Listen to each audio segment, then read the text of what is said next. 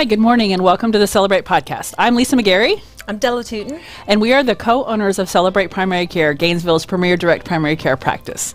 We are live on Facebook and YouTube every Tuesday at 11, and we have amazing guest speakers. We're also available on podcasts, Apple Podcasts, Spotify, Stitcher, Amazon Music, and Google Podcasts. I had to have Elio write it down for me. And we also want to thank Elio with Fiesta Media for always producing a great show and being so encouraging. We love it. So today we are so lucky to have Dan, I always mispronounce your name. Monteau. Dan Monteau from Hail Title. He's done a lot of closings for me, and we thought it would be fun to have somebody on to talk to us about this crazy real estate market and how they've been affected by COVID and all the fun things about what's going on right now. So let's get started. Welcome, Dan.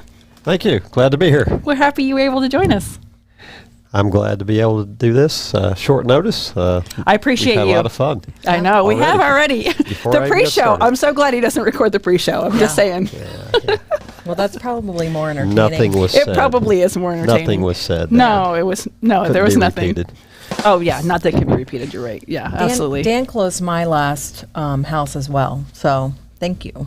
Thank you for letting us entertain you. Yeah, it was an awesome experience, and we appreciate you. Absolutely. So, Dan, you were telling us earlier you've been in this business for how long, and tell us a little bit about Hail Title. Got into the real estate business, mortgage business in 1989, so 32 years, loaning money out at 16.5%. Yeah. Wasn't those great times? We going to go back to those numbers? No, I don't think we'll ever. I think it was just an aberration of the market. But we got into that, a lot of doing some higher risk lending. Obviously, they'd probably call that subprime these days. But it was a fancy word. I was supposed to be a manager, and it was actually a collector. So I spent a lot of time chasing accounts in rough parts of Jacksonville.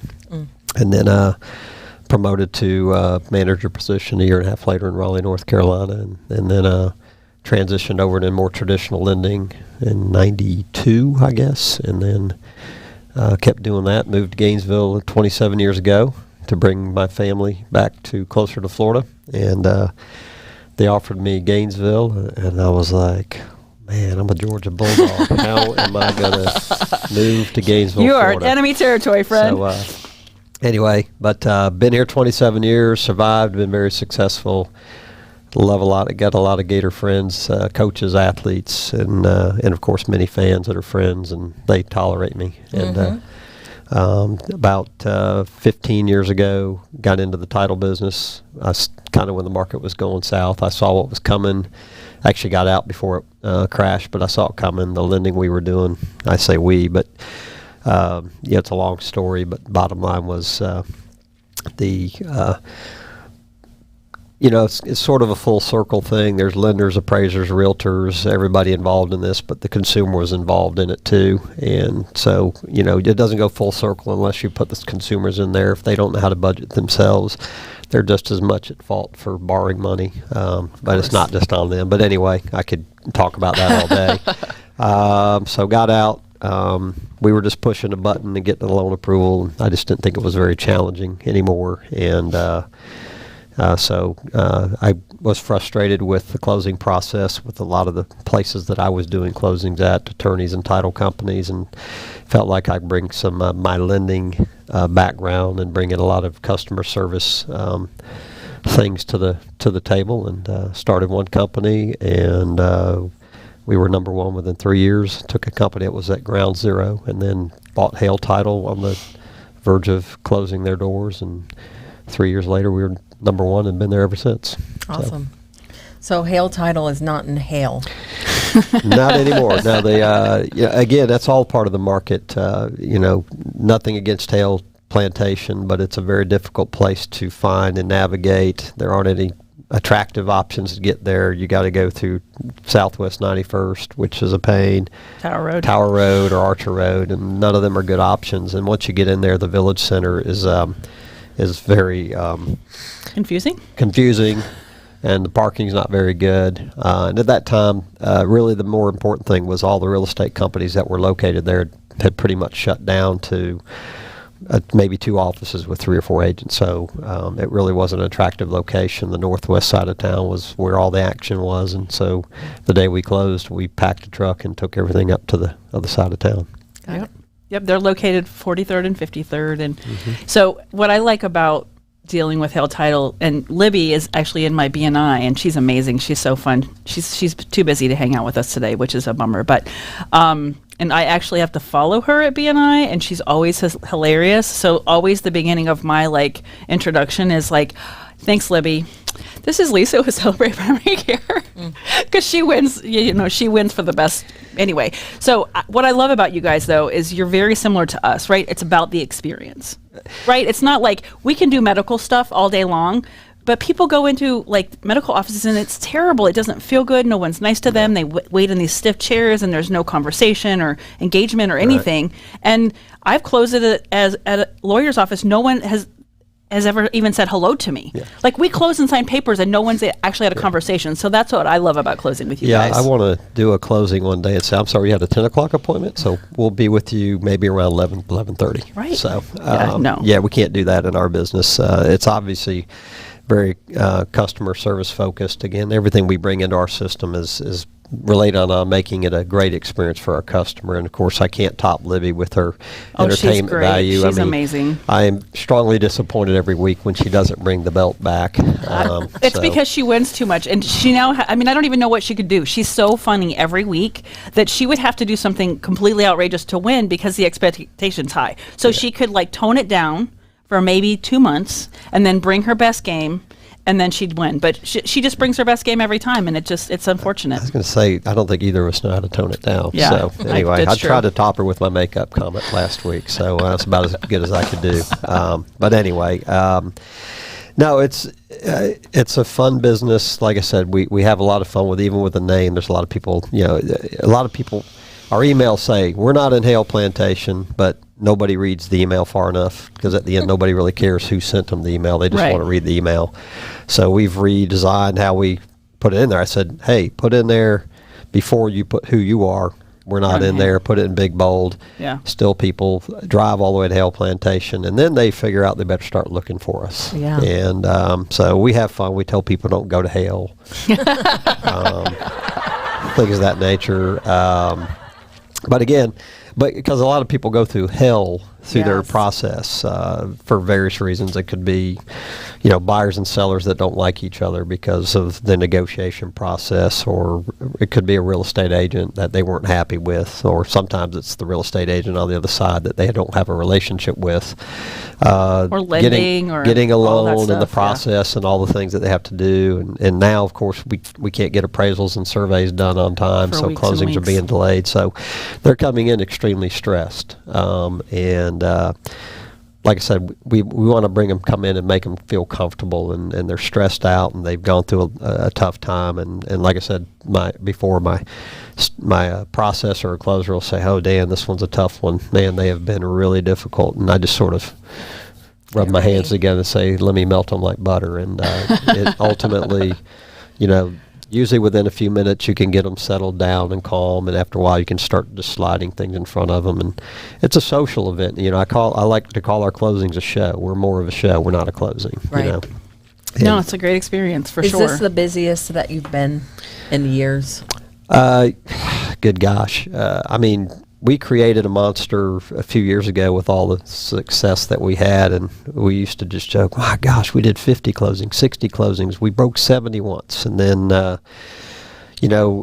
COVID broke out, we were really nervous. We thought, man, we're done. We're shut down. Aw. And No, it went crazy. and for about 30 days, we had a huge drop off. And I thought, man, here we go. We're going to be, I'm going to be laying people off. And then things just went crazy, and it's been nonstop.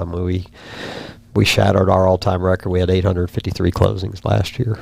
Wow. So, that's over 80 a month. That's awesome. So, or 70 a month. I'm terrible with the math now. But anyway, we broke 90 once. We broke 80 twice last year. Wow, that's amazing. And Congratulations. this year we broke 80 the first 3 months of the year. So That's it's just fantastic. It's busier this year than it was last year. So. when there's not even inventory, so I don't know how the heck you're busy. Well, and that's just, I mean, again, I think it's a tribute to what we do. You know, obviously we're getting our share of the market, and if there's no inventory and sales are down to a degree, and even refinances are dropping off, but the deals are coming in. I think, again, it's you know, it's not me. I just have ideas. You know, I feel like I do a good job finding the right kind of people that could come in and fit with us and mold with us and be as crazy as us. You know, I have a sign that says, "You don't have to be crazy to get a job here. We'll train you."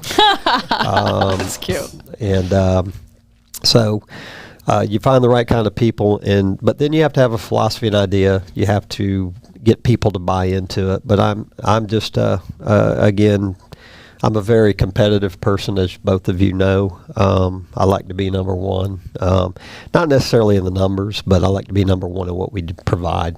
The experience. The experience, customer service aspect. Because if you're number one there, the rest follows. The rest follows. You know, you can't be chasing the money, but if you do a good job, the success comes with it. Absolutely. And so we have a lot of fun, and like I said, we're very focused on the customer service. You're bringing the right people, but you know, to me, I sort of call us the Chick-fil-A of the title business. You know, I grew up in Jonesboro, Georgia, where Truett Cathy, who started Chick-fil-A, is from there, and met him when I was a kid, and just always admired him. And he demands excellence. Yeah. And they're a great model. He always for sure. He always had a work ethic about him, and I just believe I'm not a business owner that says, "Hey, you know, you guys got it. I'm going to be out playing golf or going fishing or anything like that." I feel like I have to be example to my staff. I don't want anybody to outwork me or out hustle me, so I feel like I have to be the example as far as my work ethic. And then at the same time, if you demand excellence and you're an example of that excellence, then your staff will take on those traits. You know, there's not bad employees, there's bad management, there's bad leaders. Sure, absolutely. How many staff members do you have? I've got 5 now. There's me, Libby, Carlene, and Charlotte, and Carol. So looking for somebody. Talking to a few. We're looking for another processor and closer. Okay. We had an employee take an opportunity elsewhere recently, and so we're looking to replace her. Ideally, someone with experience in your field. Obviously, someone who's already doing this would be our first choice. Someone who has some real estate background, whether it's residential lending or a real estate agent, would be someone to bring in. Obviously, you're dealing with a learning curve. You know, it's a good and bad. You bring somebody from another company, and you don't know what you're getting, and you got to sort of retrain them. You get their bad habits from where they were, or you can bring somebody in who doesn't have as much experience, and you can sort of groom them and not let them learn any of the bad habits. Okay. How would they reach out to you? They can just email me. Okay. dmonto@haletitle.com.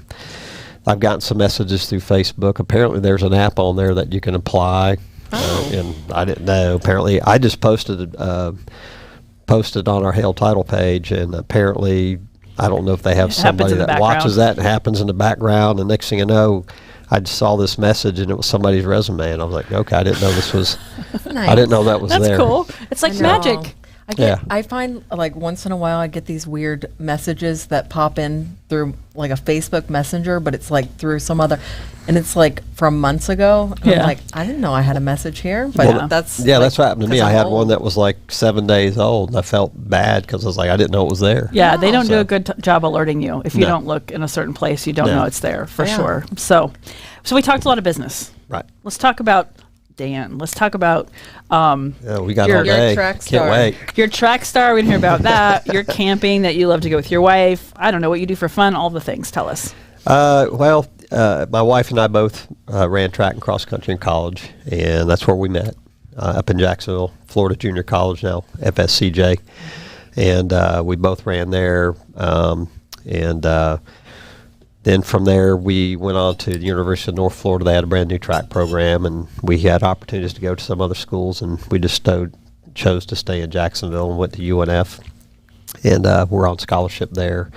My wife, of course, had a better track record in the younger days because she was on back-to-back national championships in cross country and JUCO. Wow, that's so so they were really good. And then I had a pretty good career myself. Waited till my last year to really excel, and so fast forward many years later when my kids decided to start running track and cross country, and I said, and I ballooned up to a weight that I don't want to talk about 10 years ago this year, and so I started running just to get back in shape and lose weight. Next thing you know, I was running some pretty quick times, and a friend of mine said, man, you need to jump in some of these Races. Races and run some of these Masters Nationals. And so I jumped in. I've run 4, I won 2, and finished 3rd and 2. Wow. So cool. Love it. What do you run? Are you a short distance, long distance? What is it? Yeah, I'm a miler to 5K guy. I never really liked the longer distances. I did one marathon actually 30 years ago this year. I'd done multiple half marathons back when I was in college, and I was running the miles to, we were running 70 miles a week. And so we were in better shape for that. But I've always enjoyed the mile to 5K. The mile is my favorite. It's a lot of strategy. What's your time on a mile? Back in the day, 4:12 in college. So, which is not very impressive by any means, especially in today's world. But and then I ran a 14:27 5K back in those days, and then and then more recently I ran when I was 48, I ran a 4:29 mile. Oh my gosh. And then, Okay, it's impressive to me. Mine's like 11. yeah. It's impressive. Well, the funny thing is I have ultimate respect for anybody that runs regardless of their time. I mean, I've been blessed. Part of it was my kids would come up to me because I'd go running against these young high schoolers, and I've gone out and won some races against them, and it's tough, but and of course it's always fun when they look at an old gray-haired guy and they underestimate me, and they assume. I love it. And so there's nothing more enjoyable sometimes than sort of giving them a reality check.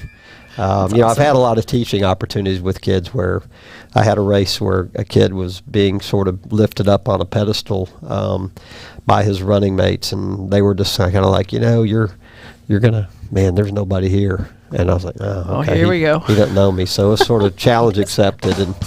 And after about 2 miles, I took off and left him and kind of went up to him. Because I told him before the race, I'll try to keep up with you. And then when the race over, so I tried to keep up with you, but, you just... You didn't go fast enough. So anyway, but he ended up going on. I gave him a lesson. I said, look, I'm just going to tell you one thing. I kind of don't ever underestimate your competition. You don't know. And that's kind of like in going back to what we do for one last sales pitch is that, complacency breeds failure. So you can never become complacent. You can never take, like I said, we've been doing so well so long, but we constantly are looking for ways to improve or tweak or tune up the engine because, I like to see what other people are doing and study what they do and then take what they do and do it better, whether you want to call it stealing an idea, but take what somebody else does and improve that. And in the meantime, if there's another smart business owner out there, they're going to be looking at what we do, and they're going to be trying to take what we do and do it better. So if we're not constantly trying to evolve what we do and make it better, then we're going to become complacent, and then we're going to wake up one day and the titles aren't coming in, and we're not in business anymore. Yeah. You got to stay on top of it. Yeah. Absolutely. Constantly. Yes. So tell us about camping.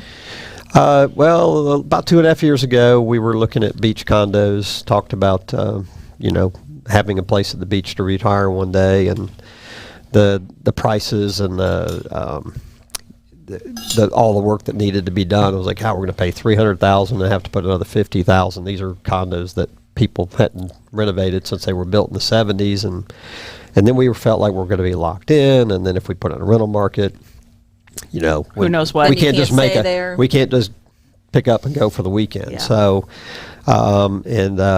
I was never a camper growing up. We were Holiday Inn campers.